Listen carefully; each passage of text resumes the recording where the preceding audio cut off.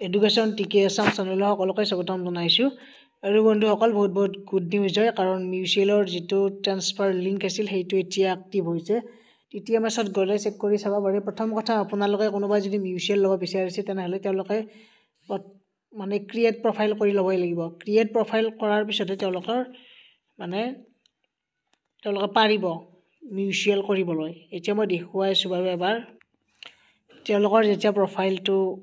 খুলিব তেতিয়া প্ৰথম কথা প্ৰফাইলটো 100% হৈ থাকিব লাগিব এনেকুৱাকৈ মোৰ যেনেকুৱাকৈ 100% হৈ আছে এই প্ৰফাইলটো 100% হোৱাৰ পিছত মিউচুৱেল ট্ৰান্সফাৰত যাব ক্ৰিয়েট নিউত যাব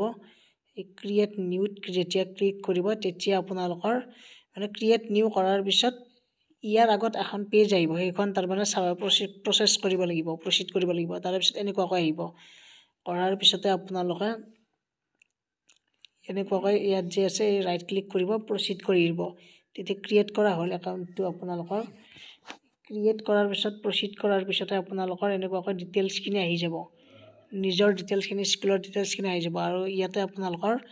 আদাৰ এপ্লিকেণ্ট চেকিং মিউচুৱেল ট্ৰান্সফাৰ এইটো অপশ্যন যে আছে যদি আপোনালোকৰ মিউচুৱেলটো বিচৰা আছে তেনেহ'লে ইয়াতে যিজনক আপোনালোকে যিজনৰ লগত কৰিব তেওঁৰ ইয়াত পেন কাৰ্ড বা এমপ্লয়ী আইডি বা আধাৰ নম্বৰটো দি দিব তাৰ পিছত এই সাইডত প্ৰচিড কৰি দিব তাৰে পিছতে তেওঁ তাত আপোনালোকৰ ৰিকুৱেষ্ট পঠাব পাৰে বা তেওঁ